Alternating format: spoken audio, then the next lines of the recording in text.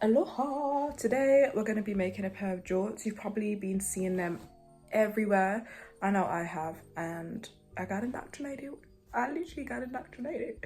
Anyways, I want a pair, but I can't just buy them because I have what you call daddy long legs. And every time I buy them, they're coming up above my knees, so I look like I'm going hiking and it's just not the one.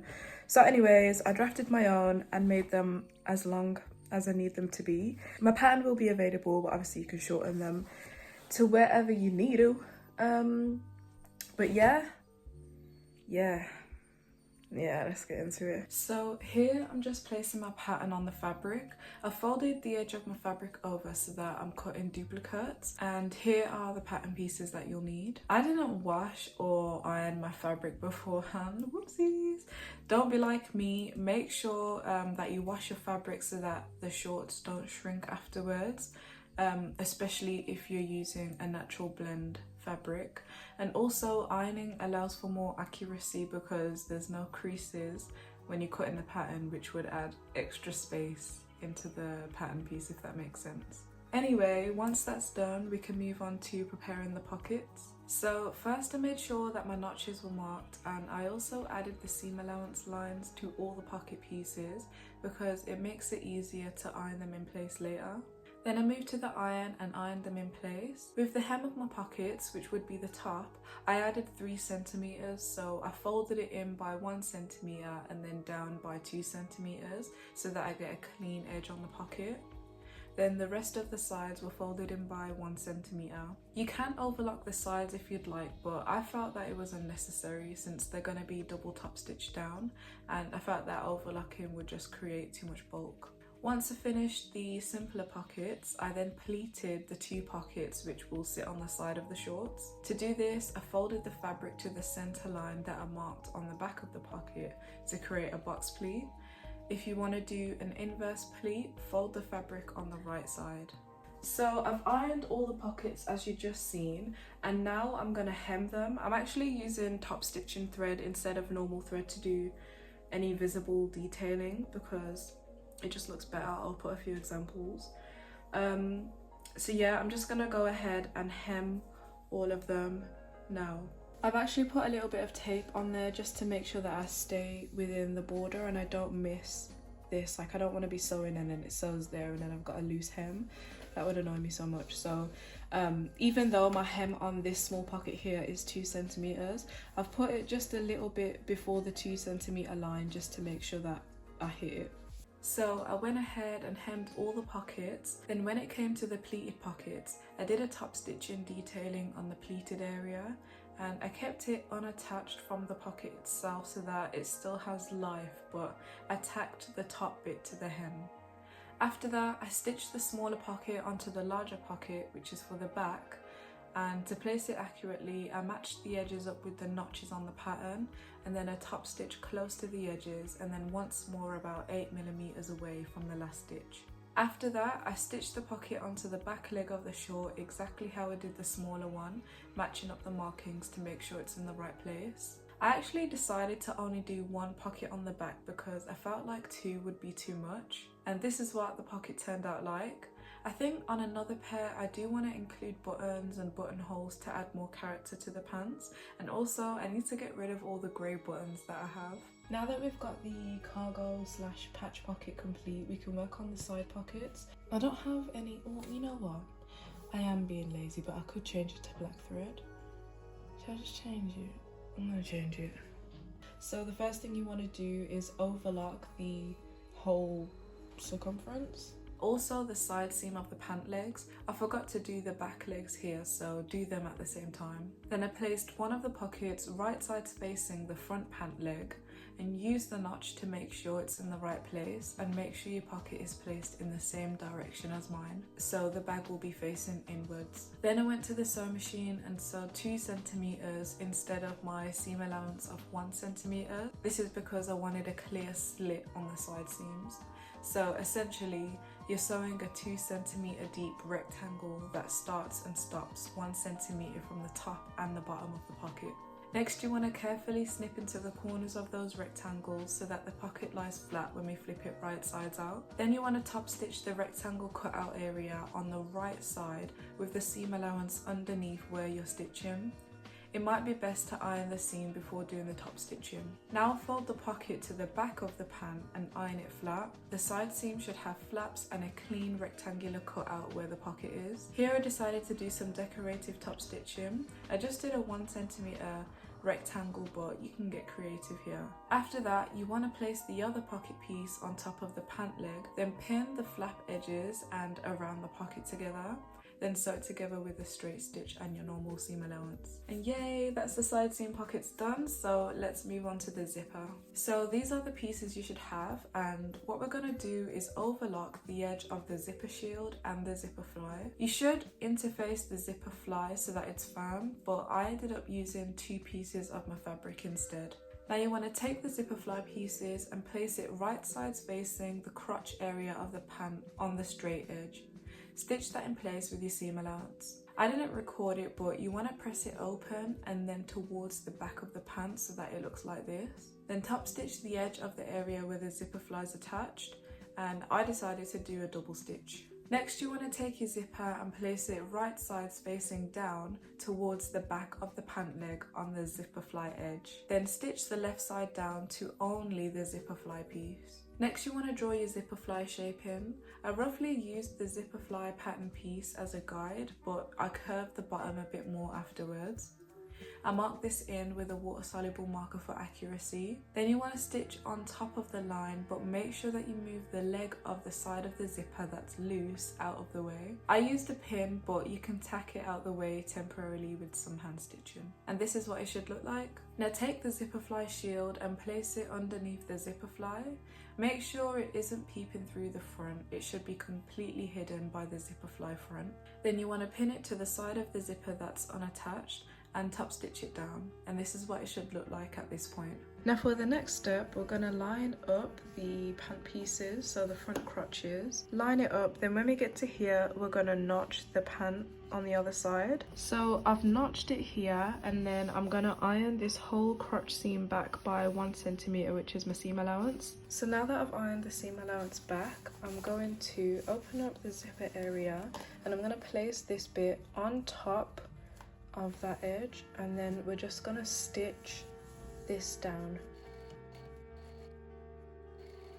So this is what it should look like. And now for the last step of finishing the zipper fly. So I'm gonna iron this in by like 1 centimeter, and then I'm gonna match it up with this edge and top stitch it down all along the crotch seam. Then I'm gonna turn back around, come back up to match up with these stitches that I made.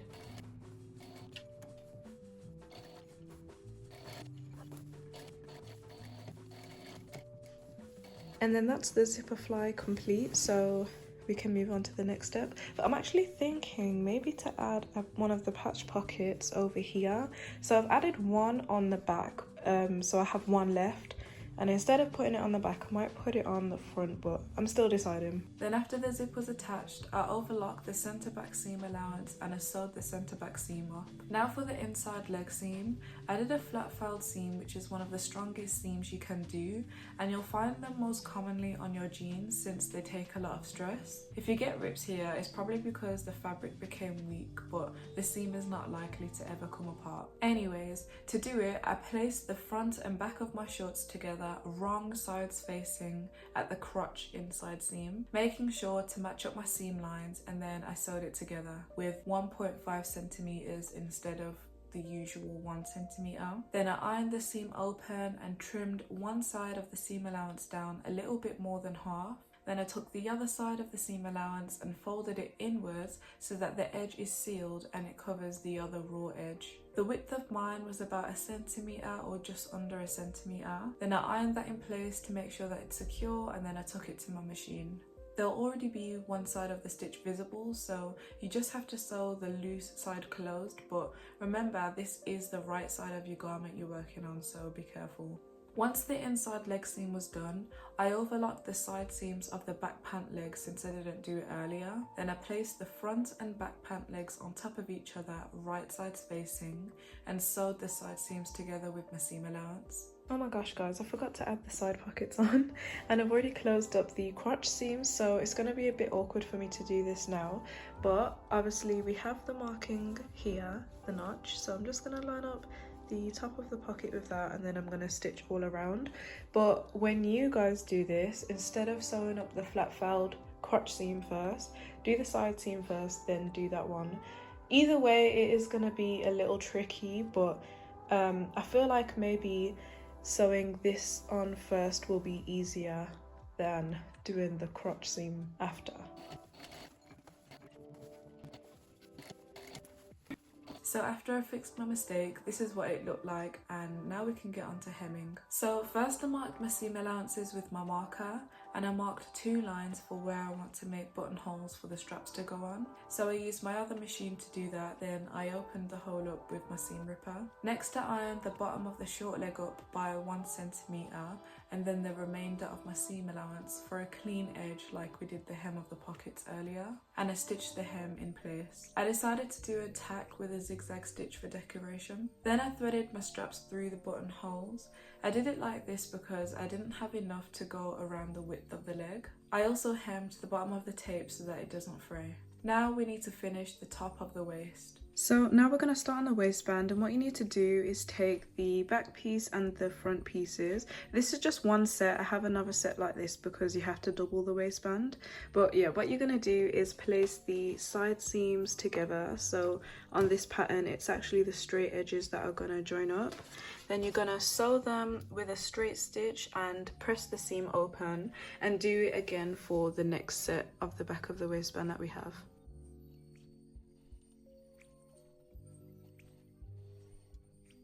So now you should have 2 waistband pieces that look like this, and what we're going to do is place them together on top of each other, right sides facing. I just want to interject here quickly because I messed up on the waistband. It ended up being a bit shorter than I needed it to be, and it's because one side of the waistband is supposed to be longer.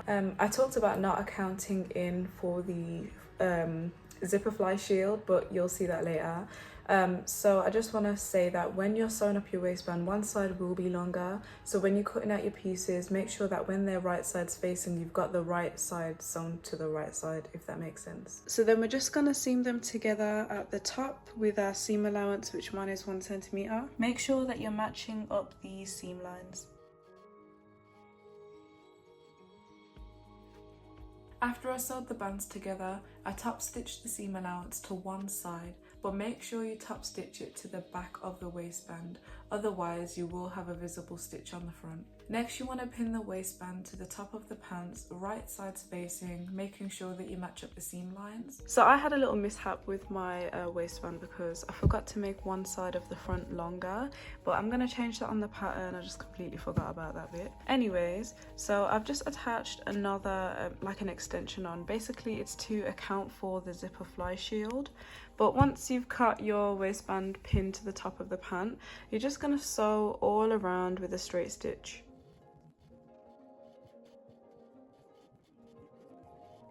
So I've attached the waistband now and I just need to give it an iron, but I also marked where I want my buttonholes to be, so I folded the waistband in to where everything will lie, and then I just made my measurements. So I want to continue this top stitch up into the waistband, and then I marked where I want the holes, the buttonholes to be for me to put the cord through the waistline. So I've marked the dots, they're an equal distance from the top of the waistband when it's folded back. So I'm just going to iron this seam flat, then I'm going to go ahead and do my buttonholes.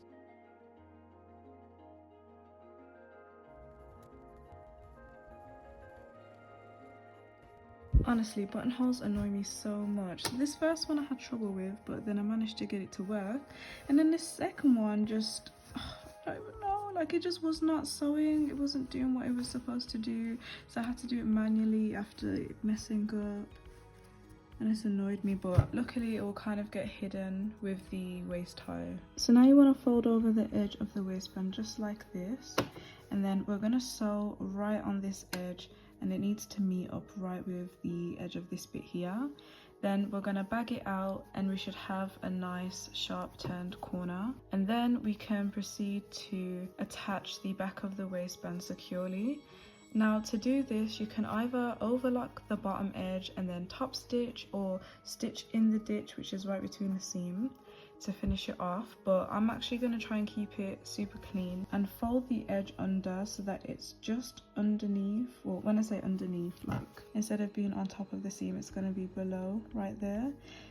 Fold that edge on top of there so that when we top stitch on this side, we know that the bottom is being caught as well. So you don't want to sew the waistband flat like that. You're going to have to fold up the back piece and then stitch here. But if you're overlocking, you can just overlock the edge and sew it straight like that.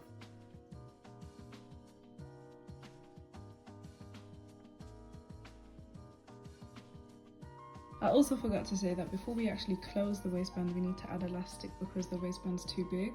So obviously I made these markings for where I wanted the elastic to start. So I marked that. Obviously this one's going to be where I follow through my top stitching. But what I've done is on the inside, I've just pinned the elastic like that. And then I'm gonna top stitch on top of that line multiple times and secure it in place with back stitches, and I'm gonna do the same for this side. Then when we're about to close up the edging, you just want to make sure that the elastic is trapped inside.